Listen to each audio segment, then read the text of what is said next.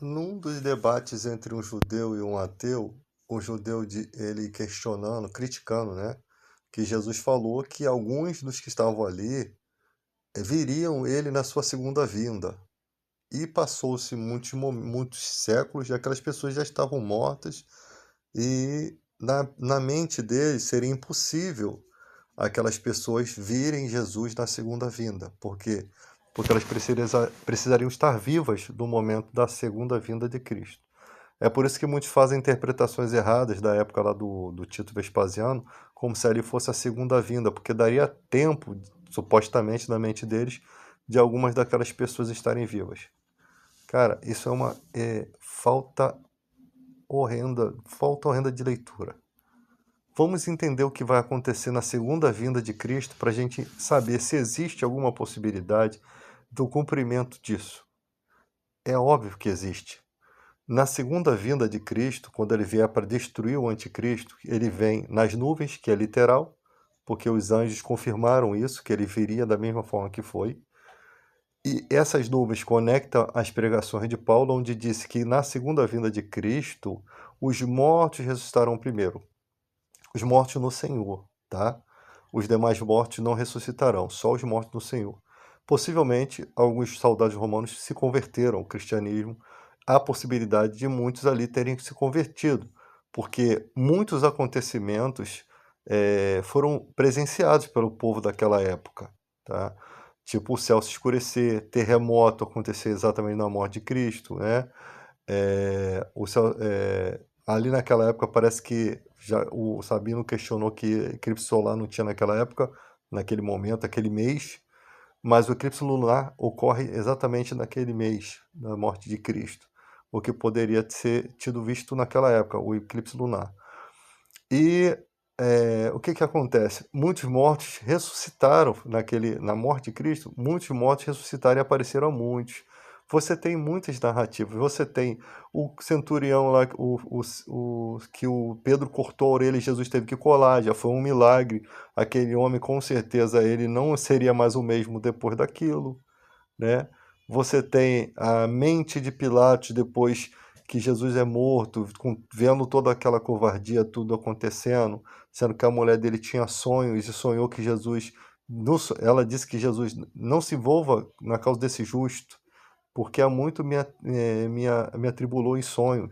Ou seja, aquela mulher tinha sonhos, aquele diálogo que Jesus fala que nenhuma autoridade seria dada a você se não fosse lá do alto, pode ter alguma coisa relacionada, uma coisa interpessoal ali, relacionada a esses sonhos que a mulher de Pilatos tinha e que talvez revelasse a Pilatos algumas coisas para que ele se mantivesse no poder. Então a gente não sabe bem as coisas, como funcionam. Como é que um cara sobe na árvore e do nada Jesus vem, Zaqueu, desce depressa que hoje me convém pousar em tua casa. Será que você pode se convidar para estar na casa de alguém? Sabe, como é que é a cultura da época? Será que estava aquilo no coração de Zaqueu? Ah, se ele for o filho de Deus, ele vai saber que eu preciso falar com ele. A gente não sabe de muitas coisas que precisam ser analisadas. Agora, nessa questão, é possível sim que as pessoas que estiveram naquela época de Cristo sejam ressurretas e presenciem a vida de Cristo. Por quê? Porque todo olho o verá, até mesmo os que os transpassaram, todo olho verá, né? Todo olho que estiver presente na terra. Então, muita gente ali que se converteu, que fez parte daquela questão como centurião, poderia muito bem, se você pega um centurião romano e você pega o Salmo 22, que foi escrito muitos séculos antes daquela época ali, da nossa época, e mostrasse para o centurião ali, para aqueles soldados romanos, que já estava escrito que sobre as vestes de Jesus eles iam repartir, sobre a túnica lançaria a sorte, que se dissesse que ali no Salmo 22 transpassaram as minhas mãos e meus pés, se mostrasse ali o clamor de Jesus na cruz, Eloi, Eloi, lama sabachthani, que está citado exatamente no Salmo 22, com certeza um romano poderia entender que ele fez parte de uma profecia bíblica. Imagina aqueles caras que repartiram as vestes de Jesus e lançaram sorte sobre a túnica dele. entendesse que aquilo que eles fizeram estava contido no Antigo Testamento e comprovado cientificamente, porque o material existe de forma física, né? Então, a gente tem que parar e analisar a Bíblia de forma inteligente e ter esse entendimento do que poderia ser feito na época, de como poderia os pregadores se conduzir, né?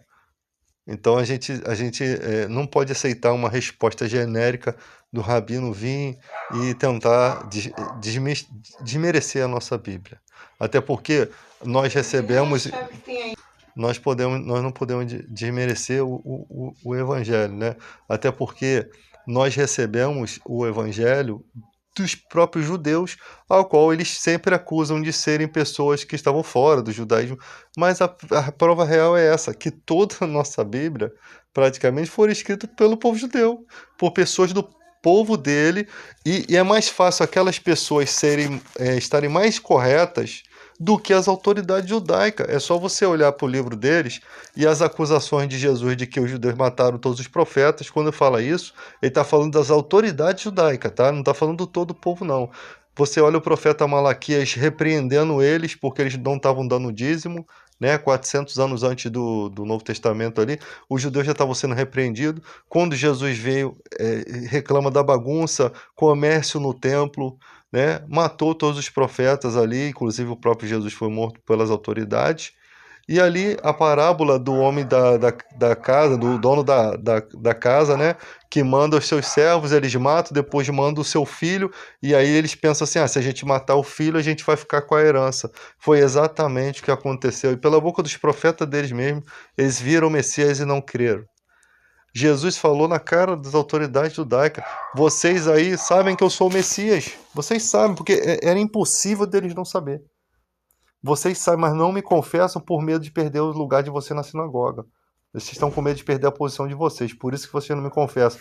Eles se envergonharam do Messias, por quê? Porque eles tinham do que se envergonhar, estavam todos corruptos, estavam todos vendidos, todos mancomunados, todos porque confessar Jesus naquela altura do campeonato era perder toda a sua liderança, todos os seus discípulos que os seguiam, que o admiravam, era ser expulso da sinagoga, era viver uma vida de fuga, era talvez até ser morto por blasfêmia. Então, o preço para eles era esse. Não, eles preferiram só posicionamento na sinagoga. Se todos eles se posicionassem e mostrassem nas escrituras, tivessem coragem de mostrar que Jesus cumpriu profecias, né, demonstradas ali, aí a coisa seria diferente. Mas a corrupção do local, a maldade estava tanta que a pedra que os construtores rejeitaram se tornou a principal pedra angular, né?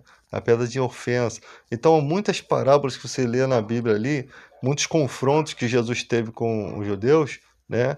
Com o povo dele mesmo, mostra que, de fato, as autoridades judaicas estavam corruptas.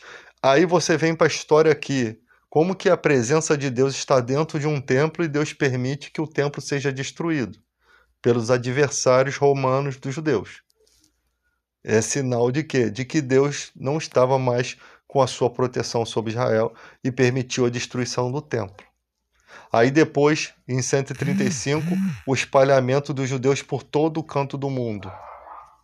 Aí os sofrimentos que eles passaram, tudo isso, cara, foi porque eles seguiram um curso de vida sem os profetas. Eles matavam os profetas, Deus parou de enviar profetas. Simples assim. Perderam, eles não tinham mais direcionamento, né? Eles não passaram a ser conduzidos por conta própria, tomaram suas decisões de guerra por conta própria. Deus já não está mais. Você não tem mais a casa do tesouro. Hoje em dia tem a mesquita islâmica. O Islã está em cima dos dois templos destruídos dos judeus. O filho mais velho de Abraão está acima do mais novo. Essa é a realidade da terra. Aí olha quem foi morar naquela terra. Os árabes, com a expansão do islamismo, em 638, foram habitar naquele lugar, né? Que tinha sido, né? O Império Otomano tinha sido expulso, os turcos, né? Do Império Turco, Império Otomano, porque apoiaram o Hitler na Primeira Guerra Mundial, perderam suas propriedades na Palestina. A terra de Canaã, a Jerusalém, a Sião, ela se tornou a Palestina, né? Porque ela não se chamava assim, foi o imperador Adriano que mudou esse nome, né? Jerusalém se tornou Filistia, né? Palestina. Então você vê toda aquela multidão, foi um povo que menos viveu na terra prometida. A terra que era prometida a eles foi o povo que menos viveu, né? E aí você vê como é que está a situação hoje aí.